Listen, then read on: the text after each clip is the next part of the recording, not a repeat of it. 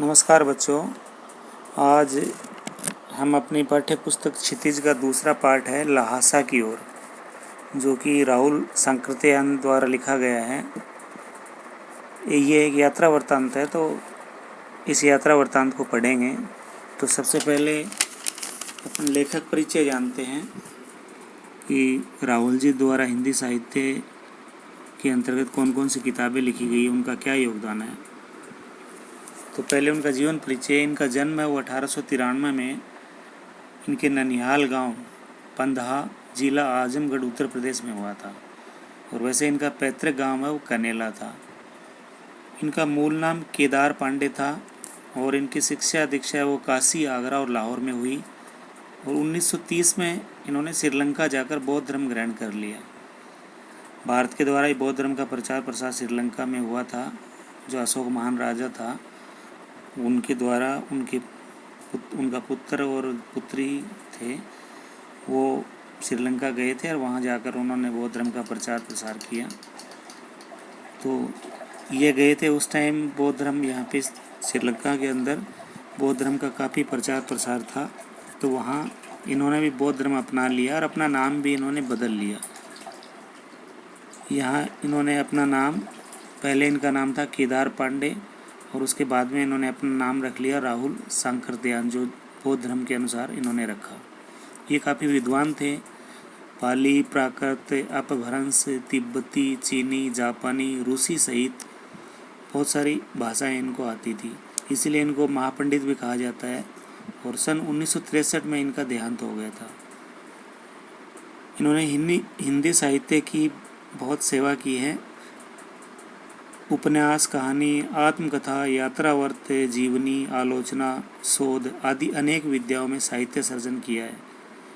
इतना ही नहीं, उन्होंने अनेक ग्रंथों का हिंदी में अनुवाद भी किया है। इनकी जो मुख्य पुस्तकें हैं उनके नाम है मेरी जीवन यात्रा 6 भागों में है, दर्शन दिग्दर्शन, 22वीं सदी, वोल्गा से गंगा, भागो नई दुनिया को बदलो, दिमागी गुलामी, घुमक्कड़ शास्त्र। ये इनकी प्रमुख पुस्तकें हैं।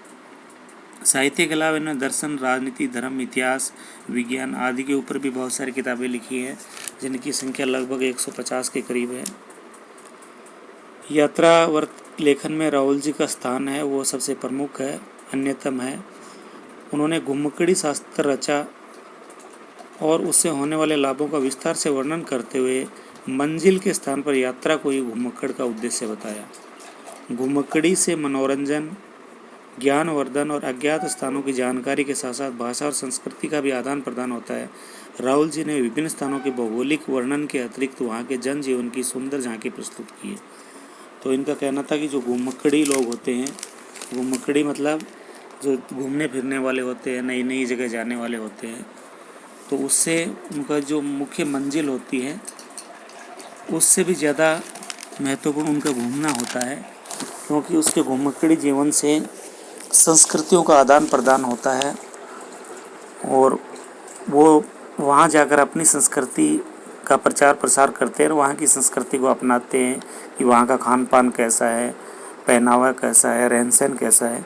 तो ऐसी संस्कृतियों का एक जगह से दूसरी जगह आदान प्रदान है, वो घुमक्कड़ जीवन के अंतर्गत काफ़ी महत्व रखता है। तो इसलिए इन्होंने मंजिल के स्थान पे घुमक्कड़ का वो मुख्य उद्देश्य के रूप में बताया है। ये जो अपना पाठ है ल्हासा की ओर, ये संकलित अंश राहुल जी की प्रथम तिब्बत यात्रा से लिया गया। पहली बार जब ये तिब्बत गए थे, आपको पता है कि तिब्बत के अंदर ये बौद्ध भिक्षु है या बौद्ध धर्म का प्रचार प्रसार तिब्बत में बहुत है। दलाई लामा आपने सुना होगा, ये तिब्बत के रहने वाले हैं। तो तिब्बत में आज भी बौद्ध धर्म का बहुत प्रचार प्रसार है। तो जब ये तिब्बत यात्रा गए थे तो उसी टाइम अपनी यात्रा का इन्होंने वर्णन किया है। ये यात्रा इन्होंने 1929 से 30 के बीच में की थी और नेपाल के रास्ते से की थी।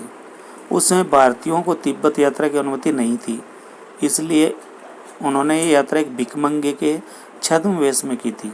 भारतीय लोगों को ये परमिशन नहीं थी वहाँ जाने की, तो इन्होंने एक भिखारी का वेश बनाकर और ये तिब्बत यात्रा के लिए गए थे। और ये तिब्बत की जो राजधानी है ल्हासा, जो सबसे ऊंचा शहर है पहाड़ के ऊपर बसा हुआ, वहाँ की यात्रा के लिए निकलते हैं। रास्ता बड़ा दुर्गम है, पहाड़ों के अंदर से चलना बड़ा मुश्किल है और आखिरकार अपना जो उद्देश्य था उसको ये पूरा करते हैं। तो रास्ते में इन्होंने क्या क्या देखा, वहाँ के लोग कैसे थे, उनका खान पान कैसा था और उनकी संस्कृतियाँ कैसी थी, उनकी बोलचाल और भाषा कैसी थी, वो सब चीज़ें इसमें बताई गई हैं। अब पाठ शुरू करते हैं ल्हासा की ओर। वह नेपाल से तिब्बत जाने का मुख्य रास्ता है। फरी कलिंग पोर्ट का रास्ता जब नहीं खुला था तो नेपाल ही नहीं हिंदुस्तान की भी चीज़ें इसी रास्ते तिब्बत जाया करती थी। यानी हिंदुस्तान की जो चीज़ें हैं जिस रास्ते से ये गए थे इसी रास्ते से तिब्बत को जाया करती थी। ये व्यापारिक नहीं सैनिक रास्ता भी था, इसलिए जगह जगह फौजी चौकियाँ और किले बने हुए हैं जिनमें कभी चीनी पलटन रहा करती थी। आजकल बहुत से फौजी मकान गिर चुके हैं। दुर्ग के किसी भाग में जहाँ किसानों ने अपना बसेरा बना लिया है। यानी कई जगह हैं वो किले बने हुए हैं जिनके अंदर चीनी सेना रहा करती थी, लेकिन अभी वो खाली हैं, उसमें से कुछ गिर गए हैं। और कई जगह जो खाली दुर्ग हैं, किले हैं, वहाँ पे किसान हैं, खेतीबाड़ी करने वाले, उन्होंने रहना वहाँ पे शुरू कर दिया, अपना बसेरा बना लिया। वहाँ घर कुछ आबाद दिखाई पड़ते हैं। ऐसा ही परित्यक्त एक चीनी किला था। अब ये बताते हैं कि परित्यक्त का मतलब क्या होता है कि जिसको त्याग दिया गया, छोड़ दिया हुआ है या खाली। तो ये खाली किला था जहाँ पे ये रुकते। हम वहाँ चाय पीने के लिए ठहरे। तिब्बत में यात्रियों के लिए बहुत सी तकलीफ़ें भी हैं और कुछ आराम की बातें, दोनों ही चीज़ें हैं। यात्रियों के लिए तकलीफ़ भी है तो आराम की बातें भी है। अब अपने भारत जैसे वहाँ पे जाति पाति छुआछूत का सवाल ही नहीं है और नए औरतें पर्दा ही करती हैं। पर्दा प्रथा का भी वहाँ चलन नहीं है। अपने इस टाइम तो अपने भी यहाँ पे पर्दा प्रथा है, वो लगभग समाप्ति की ओर है। लेकिन जिस टाइम ये पाठ लिखा गया था, इन्होंने यात्रा की थी, यात्रा वृत्तांत लिखा, उस टाइम भारत में पर्दा प्रथा थी, वो काफ़ी थी। आज धीरे धीरे उसमें सुधार हो रहा है। बहुत निम्न श्रेणी के भिखमंगों को लोग चोरी के डर से घर के भीतर नहीं आने देते थे। नहीं तो आप बिल्कुल घर के भीतर चले जा सकते हैं, चाहे आप बिल्कुल अपरिचित हो। तब भी घर की बहू या सासू को अपनी झोली में से चाय दे सकते हैं, वो आपके लिए उसे पका देगी। अब देखिए वहाँ की संस्कृति का क्या है कि मान लो आप बिल्कुल अपरिचित और किसी के घर में चले गए। ये बात है जब इन्होंने ये यात्रा की थी 1929-30 में। आज वैसा नहीं है वहाँ पे। तो मान लो किसी अपरिचित के घर में आप चले गए और चाय का सामान लेके चले गए, तो वो आपको मना नहीं करेंगे, चाय बना के देंगे। चाहे घर में बहू और सास अकेली हो तो भी वो अपरिचित जानकर ऐसा नहीं कहेंगे कि नहीं हम ये नहीं कर सकते। पर आज काफ़ी वहाँ पे परिवर्तन हो चुका है। लोग चोरी के डर से घर के भीतर नहीं आने देते। नहीं तो आप बिल्कुल घर के भीतर ही चले जा सकते हैं, चाहे आप बिल्कुल अपरिचित हो। तब भी घर की बहू या सासू को अपनी झोली से चाय दे सकते हैं, वो आपके लिए उसे पका देगी। मक्खन और सोडा नमक दे दीजिए। वह चाय चोंगी में कूटकर उसे दूध वाली चाय के रंग की बना के मिट्टी की टोटीदार बर्तन खोटी में रख के आपको दे देगी। अब ये देखो, चाय है वो चोंगी में कूटकर उसे दूध वाली चाय के रंग की बना के मिट्टी का बर्तन है, टोटीदार बर्तन जिसको खोटी वहाँ पे बोलते हैं, उसके अंदर आपको वो बना के दे देंगी। यदि बैठक की जगह चूल्हे से दूर है, बैठक यानी मेहमान कक्ष, वो अगर चूल्हे से दूर है और आपको डर है कि सारा मक्खन आपकी चाय में नहीं पड़ेगा, तो आप खुद जाकर चोंगी में चाय मथ कर ला सकते हैं। चाय का रंग तैयार हो जाने पर फिर नमक मक्खन डालने की ज़रूरत होती है। अब देखो ये चाय भी स्पेशल है, नमक मक्खन डाला जा रहा है, अपने वाली चाय नहीं है, अलग प्रकार की चाय है। आगे देखिए, परित्यक्त चीनी किले से जब हम चलने लगे तो एक आदमी राहदारी मांगने आया। हमने वह दोनों चिट्ठे उसे दे दी। अब राहदारी क्या है कि मान लो आप कहीं पे जाते हो तो रास्ते में जो लगने वाला टैक्स है उसे राहदारी कहते हैं। जैसे अपन कह सकते हैं कि जिस टोल टैक्स बनाए गए हैं जहाँ से गाड़ियाँ गुजरती है तो उनको वो टैक्स देना पड़ता है, टोल टैक्स का, उसका पास लेकर ही वो आगे जा सकती है। तो वैसे ही मान लो कि अगर किसी दूसरे देश में आप जा रहे हो तो वहाँ आपको प्रवेश तभी करने दिया जाएगा जब आप वो पर्ची कटवा लेंगे, वो चिट बनवा लेंगे। तो इन्होंने पहले ही वो चिट बनवा ली थी, तो वो राहदारी जब इनसे मांगी गई तो इन्होंने बता दिया कि हमारे पास चीटे हैं। अब चीटे का मतलब वही है कि स्लिप पे कागज़ की पर्ची जो इन्होंने बनवा रखी थी पहले से। शायद उसी दिन हम थोंगला के पहले के आखिरी गांव में पहुंच गए, जहां भी सुमति के जान पहचान के आदमी थे और भिखमंगे रहते भी ठहरने के लिए अच्छी जगह मिली। 5 साल बाद हम इसी रास्ते से लौटे थे और भिखमंगे नहीं, एक भद्र यात्री के वेश में घोड़ों पर सवार होकर आए थे, किंतु उस वक्त किसी ने हमें रहने के लिए जगह नहीं दी और हम गांव के सबसे गरीब झोंपड़े में ठहरे। बहुत कुछ लोगों की उस वक्त की मनोवृत्ति पर ही निर्भर है, खासकर शाम के वक्त छंग पीकर बहुत कम होश हवास को दुरुस्त रखते हैं। अब ये वहाँ का एक पेय पदार्थ है, वो पीते हैं वहाँ के लोग। तो यहाँ इन्होंने बताया कि जब 5 साल पहले मैं वहाँ तिब्बत गया था तो उस टाइम जो रास्ते में लोग थे किसी के घर में भी चाय पी सकते थे, लेकिन जब 5 साल बाद में वापस लौटता हूँ तो इतना परिवर्तन आ जाता है कि मैं भिखारी भी नहीं हूँ, अब की बार घोड़े पे सवार होके जा रहा हूँ एक भद्र पुरुष यानी एक अच्छे आदमी के रूप में, एक बड़े आदमी के रूप में। उसके बावजूद हमें किसी ने अपने घर में नहीं ठहराया और एक गरीब के झोंपड़े में हम रुके। इतना 5 साल में परिवर्तन आ गया है लोगों में। आज तो बहुत सारा परिवर्तन आ गया होगा। अब हमें सबसे विकट डांडा थोंगला पार करना था। अब डांडे का क्या मतलब है? डांडा है ऊंची ज़मीन, जो पहाड़ों के ऊपर ऊंची ज़मीन होती है उसको डांडा कहते हैं। डांडे तिब्बत में सबसे खतरे की जगह है। 16-17 हज़ार फीट की ऊंचाई होने के कारण उनके दोनों तरफ मीलों तक कोई गांव गिराव नहीं होता। अब ये डांडे की पहाड़ों के अंदर जो जाने के रास्ते होते हैं, पतले मार्ग होते हैं ऊंचे, उनको डांडा कहा गया है। तो इन पे चलना बड़ा मुश्किल होता है क्योंकि ये बिल्कुल संकरे रहते हैं और अगर 16-17 हज़ार की फीट की ऊंचाई से अगर आदमी का पाँव फिसल गया तो इतनी ऊंचाई से गिरेगा तो कुछ नहीं बचेगा। तो वहाँ चलना बड़ा मुश्किल होता है, एक तरह से मौत से खेलने के बराबर होता है। और इस इलाके में दूर तक कोई गांव वगैरह भी नहीं बसा हुआ, चारों ओर नदियाँ हैं, पहाड़ हैं। नदियों के मोड़ और पहाड़ों के कोनों के कारण बहुत दूर तक आदमी को देखा नहीं जा सकता। डाकुओं के लिए यही सबसे अच्छी जगह है। अब देखो ऐसे सुनसान इलाकों में डाकू वगैरह तो रहते ही हैं, तो डाकुओं के लिए अच्छी जगह है, बाकी इंसान वगैरह वो वहाँ पे कम रहते हैं। तिब्बत में गांव में आकर खून हो जाए तब तो खूनी को सज़ा भी मिल सकती है, लेकिन इन निर्जन स्थानों में मरे हुए आदमियों के लिए कोई परवाह नहीं करता। निर्जन का मतलब सुनसान, कि ऐसे सुनसान स्थानों पे अगर कोई आदमी मर जाता है, कोई डाकू मार देता है तो काफ़ी दिनों तक तो वो मिलता ही नहीं है, कोई परवाह नहीं करता। मान लो कि अगर किसी शहर में ऐसा हो गया तो हो सकता है कि सज़ा हो जाए, लेकिन यहाँ पे ऐसा पॉसिबल नहीं है। सरकार, खुफिया विभाग, पुलिस पर उतना खर्च नहीं करती और वहाँ गवाह भी तो कोई नहीं मिल सकता।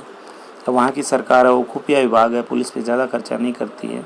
दूसरी ओर अगर कोई घटनाक्रम हो गया तो कोई गवाह है बताने वाला, वो भी नहीं मिलेगा आपको, तो उस वजह से काफ़ी दिक्कत होती है। डकैत पहले आदमी को मार डालते हैं, उसके बाद देखते हैं कि कुछ पैसा है कि नहीं। हथियार का कानून न रहने के कारण यहाँ लाठी की तरह लोग पिस्तौल और बंदूक लिए फिरते हैं। अपने यहाँ पे डंडे लेके फिरते हैं, उस टाइप से वहाँ पे पिस्तौल और बंदूक लेके फिरते हैं, क्योंकि यहाँ पे हथियार का कानून है, वो उस टाइम नहीं था। तो कोई भी आदमी पिस्तौल और बंदूक लेके घूम सकता है। डाकू यदि जान से न मारे तो खुद उसे अपने प्राणों का खतरा है। अब डाकू अगर किसी को छोड़ देता है तो उसको खुद को अपने प्राणों का खतरा हो जाता है, क्योंकि वो आगे जाकर बता देगा कि उस इलाके में वो डाकू रहता है, तो उसको खुद को खतरा हो जाता है। तो इसलिए इस रास्ते से वो निकलने ही नहीं देते हैं। वो पैसे बाद में लूटते हैं, जेब बाद में चेक करते हैं, आदमी को मार पहले डालते हैं। ये घटनाक्रम है 1929-30 के आसपास का। आज वो हालात नहीं है, आज काफ़ी सुधार हो गए हैं। गांव में हमें मालूम हुआ कि पिछले ही साल थोंगला के पास खून हो गया। शायद खून की हम उतनी परवाह नहीं करते, क्योंकि हम भिखमंगे थे और जहाँ कहीं वैसी सूरत देखते, टोपी उतार, जीभ निकाल, कूची कूची, दया दया, 1 पैसा कहते भीख मांगने लगते। लेकिन पहाड़ की ऊंची चढ़ाई थी, पीठ पर सामान लाद कर कैसे चलते, और अगला पड़ाव 16-17 मील से कम नहीं था। मैंने सुमति से कहा कि यहाँ से लंगकोर तक के लिए 2 घोड़े कर लो, सामान भी रख लेंगे और चढ़े चलेंगे।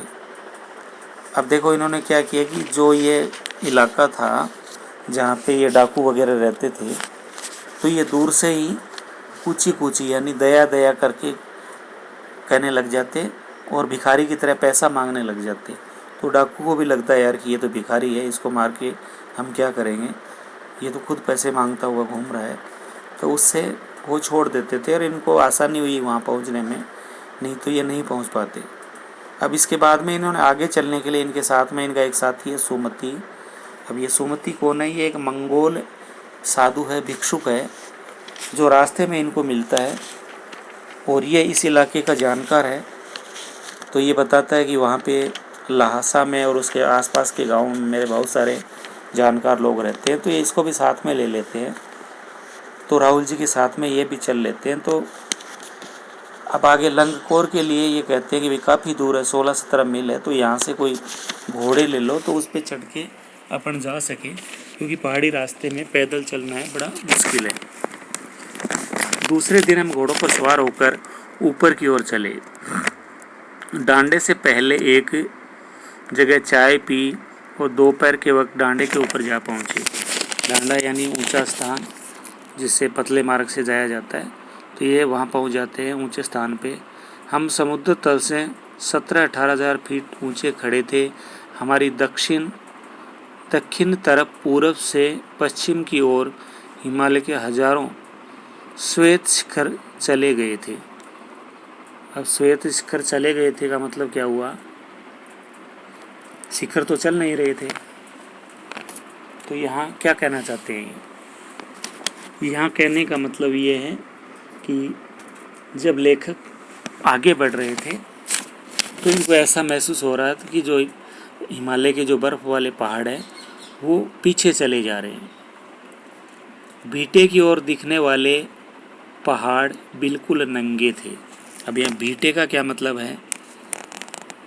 बीटे का मतलब अपने यहाँ पे जो बालू के टीले होते हैं, तो उस टाइप के पहाड़ जो हैं उनको बीटे कहा गया है, कि उनके ऊपर का जो ऊंचा स्थान होता है उसको बीटा कहा गया है।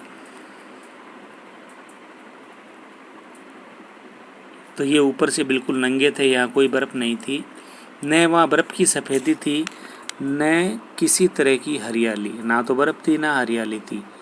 उत्तर की तरफ बहुत कम बर्फ़ वाली चोटियाँ दिखाई पड़ती थी। सर्वोच्च स्थान पर डांडे के देवता का स्थान था, जो पत्थरों के ढेर, जानवरों के सींगों और रंग बिरंगे कपड़े की झंडियों से सजाया गया था। अब ये जब ऊंचे स्थान पे पहुंचते हैं डांडे पे, तो वहाँ पे इनको डांडे के देवता, जो वहाँ के जो लोकल लोग हैं उनके जो देवता हैं, उस रास्ते के जो देवता हैं उनके दर्शन होते हैं। तो उसको सजाया गया था किससे? पत्थरों के ढेर से, जानवरों के सींगों से और रंग बिरंगे कपड़ों से। अब हमें बराबर उतराई पर चलना था। अब इतनी देर तो ये चढ़ाई पे चढ़ रहे थे, चढ़ना बड़ा मुश्किल होता है पहाड़ पे। अब आगे का जो रास्ता था वो उतराई का था, पहाड़ से नीचे उतरना था। चढ़ाई तो कुछ दूर थोड़ी मुश्किल थी, लेकिन उतराई बिल्कुल नहीं, यानी उतरना उतना मुश्किल नहीं था। शायद 2-1 और सवार साथी हमारे साथ चल रहे थे, कुछ लोग और हो गए थे 2-1 जो इनके साथ में चल रहे थे। मेरा घोड़ा कुछ धीमे चलने लगा। मैंने समझा कि चढ़ाई की थकावट के कारण ऐसा कर रहा है और उसे मारना नहीं चाहता था। धीरे धीरे वह पिछड़ गया और मैं दोन विकस्तों की तरह अपने घोड़े पर झूमता हुआ चला जा रहा था। अब ये दोन विकस्तो कौन है? दोन विकस्तो है, ये एक उपन्यासकार हैं जिनका नाम है वोली वकस्तो, जो स्पेनिश भाषा के उपन्यासकार हैं। उसके ये नायक हैं जो अपने घोड़े के ऊपर चलते हैं और रास्ता भटक जाते हैं, तो इसलिए इन्होंने उनका नाम यहाँ पे लिखा है। इनके नाम काफ़ी पढ़ने में मुश्किल होते हैं, अपने भारतीय लोगों के जैसे नाम है उस टाइप के नाम नहीं है। तो ये अपने साथियों से पिछड़ जाते हैं अपने घोड़े की वजह से, क्योंकि इनका घोड़ा था वो धीरे चल रहा था, थक गया था वो काफ़ी, ये घोड़े को मारना नहीं चाहते थे। तो ये उस उपन्यास के जो नायक हैं उस नायक की तरह पीछे रह गए थे।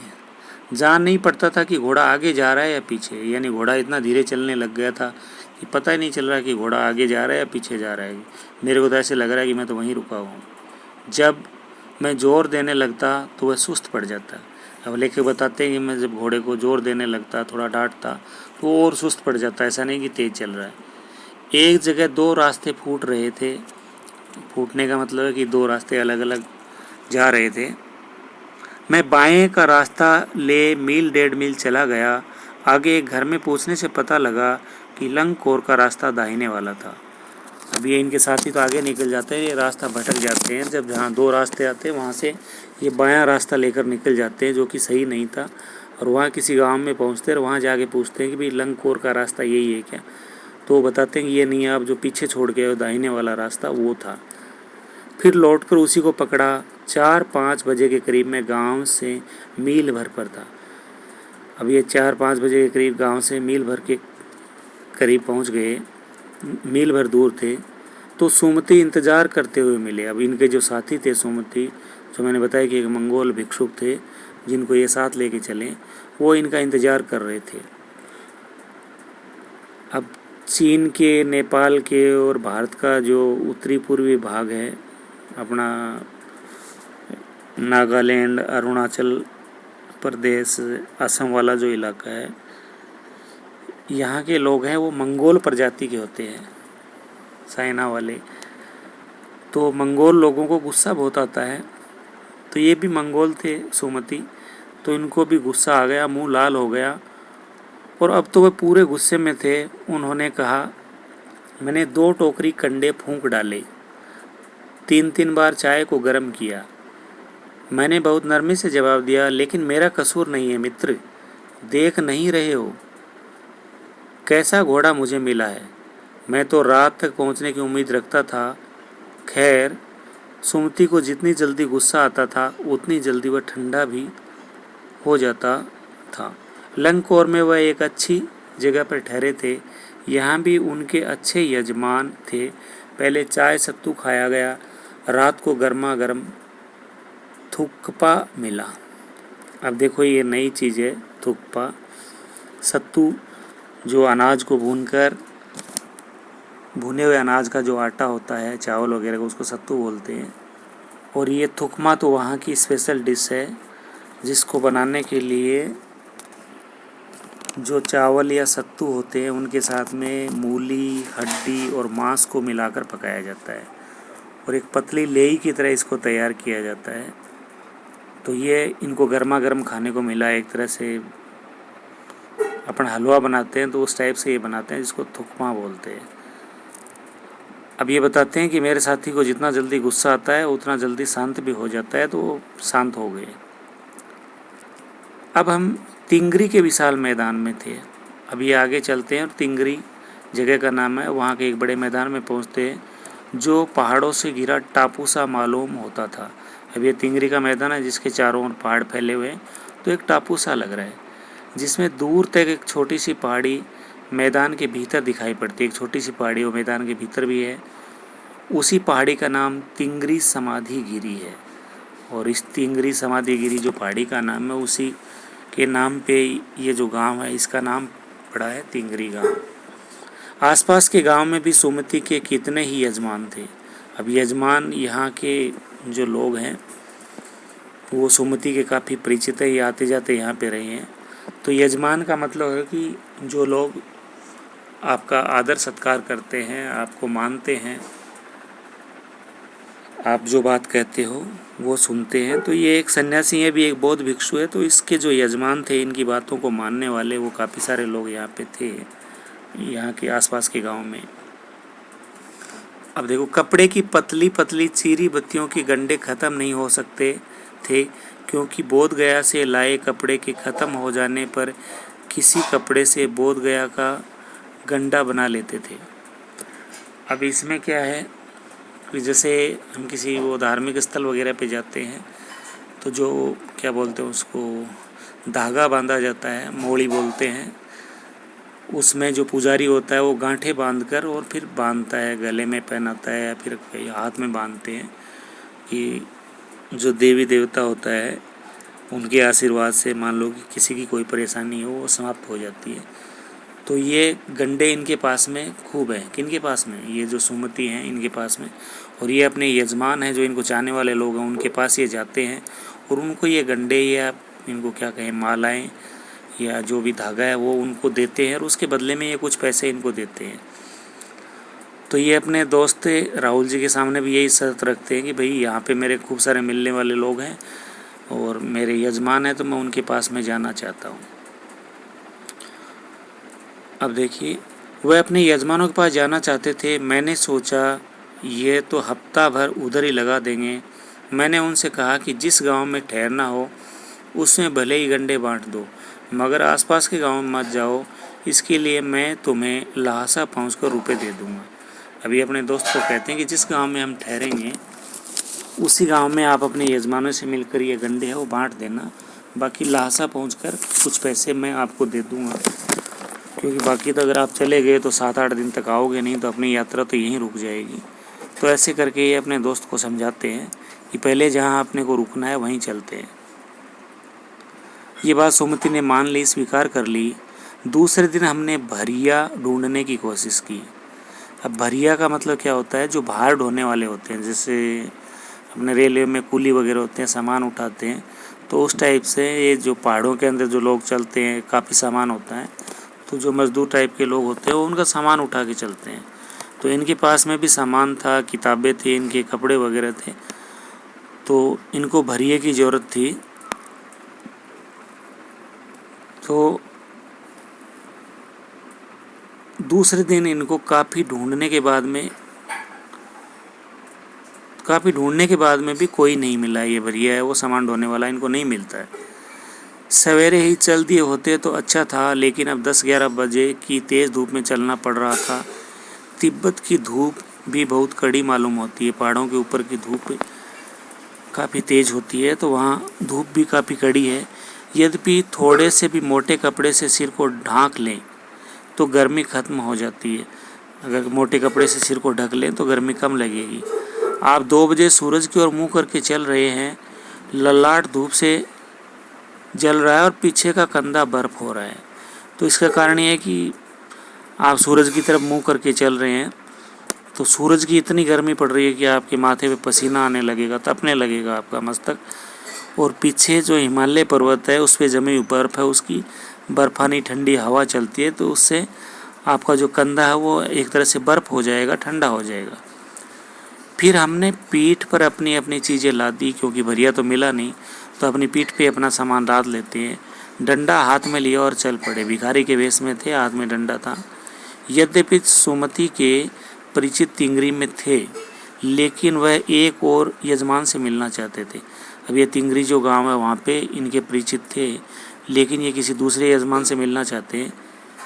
इसलिए आदमी मिलने का बहाना कर शेखर विहार की ओर चलने के लिए कहा।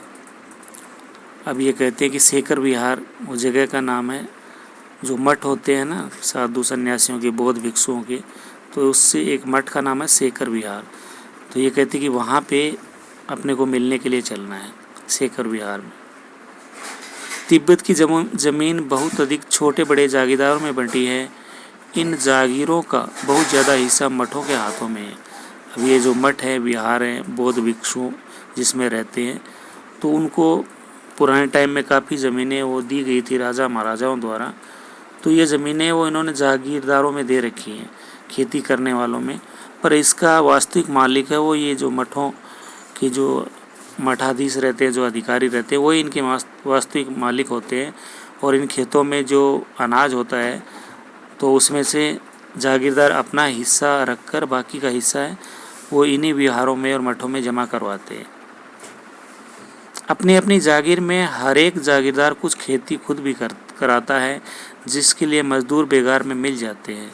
जागीरदार है वो खुद खेती करवाएगा और मजदूर हैं वो बेगार करने के लिए मिल जाते हैं।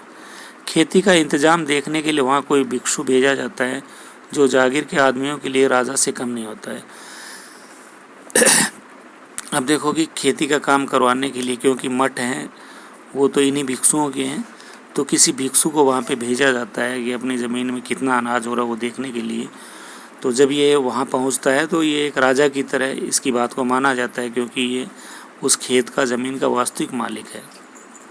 जो जागीर के आदमी के लिए राजा से कम नहीं होता है। शेखर की खेती के मुखिया भिक्षु नम से बड़े भद्र पुरुष थे।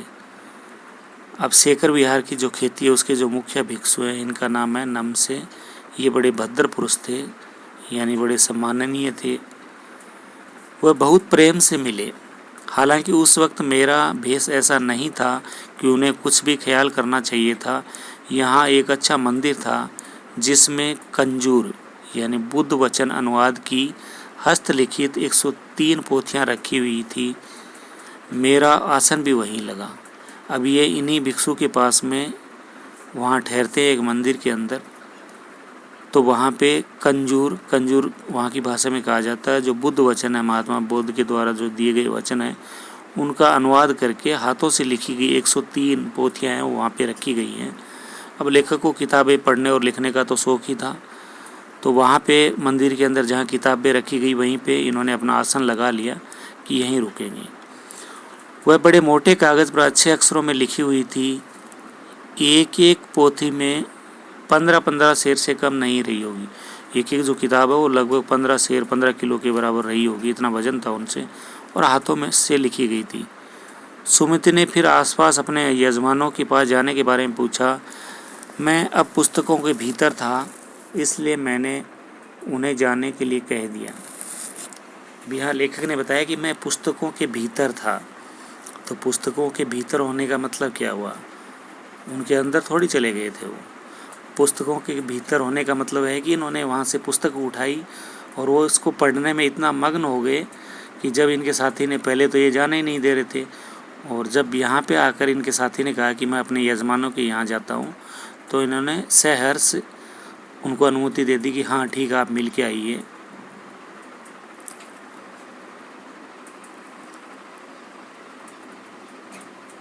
मैं अब पुस्तकों के भीतर था, इसलिए मैंने उन्हें जाने के लिए कह दिया। दूसरे दिन वह गए। अब वो उस दिन नहीं गए, दूसरे दिन अपने यजमानों से मिलने जाते हैं।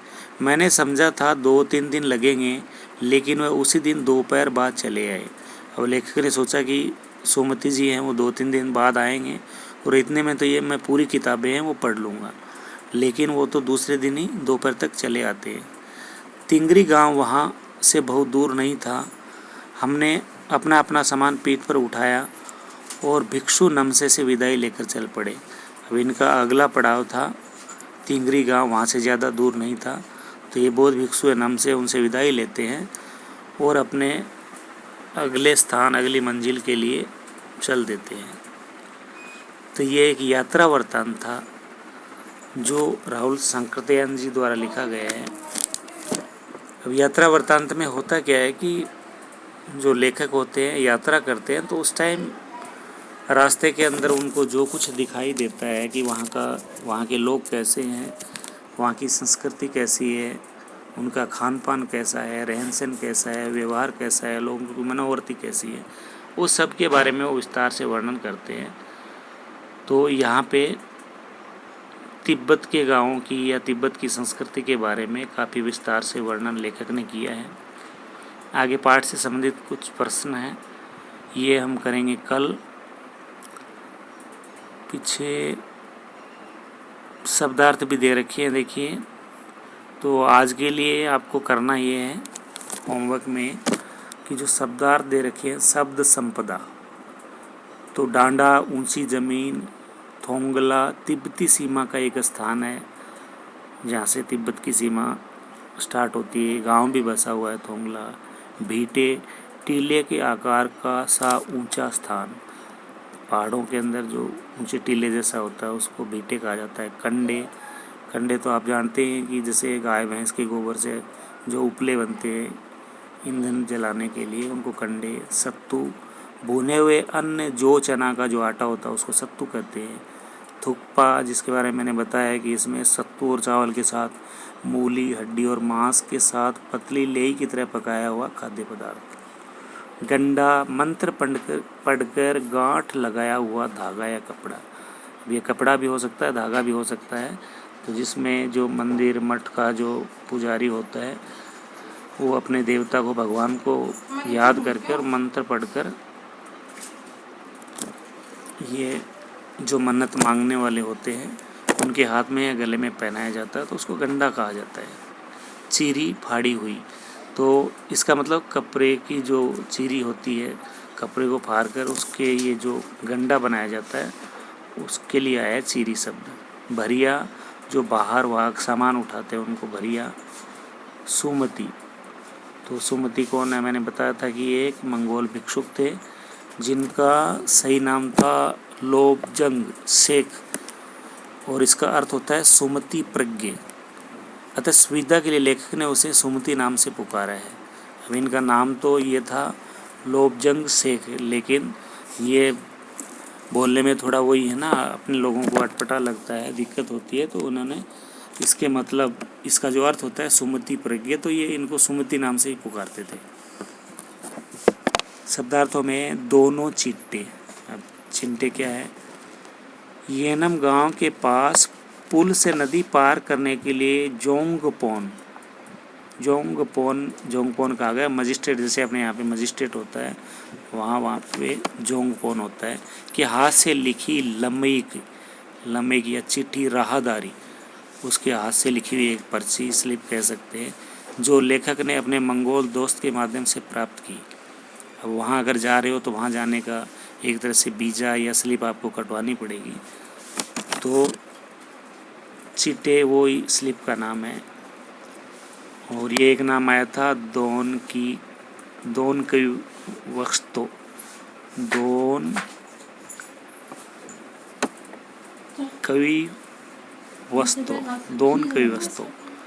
काफ़ी मुश्किल नाम है। तो देखो ये क्या है, स्पेनिश उपन्यासकार हैं सार्तेज, जो 17वीं शताब्दी में लिखा गया था। नहीं, ये उपन्यासकार नहीं है, स्पेनिश उपन्यासकार सार्तेज, जो 17वीं शताब्दी के उपन्यास डॉन क्विक्जोट के नायक, जो घोड़े पे चलता था, ये जो नायक था ना इस उपन्यास का, सार्तेज का, उस नायक का नाम है। तो जब लेखक वहाँ पिछड़ जाते हैं, रास्ते में पीछे रह जाते हैं, तो इनके नाम का वो उदाहरण देते हैं। तो आज के लिए इतना ही। धन्यवाद सभी बच्चों का। और ये सभी शब्दार्थ हैं, आप लिख के मेरे को व्हाट्सएप कर देना। और इस पाठ के आगे के प्रश्न उत्तर हैं वो करेंगे हम कल। Thank you.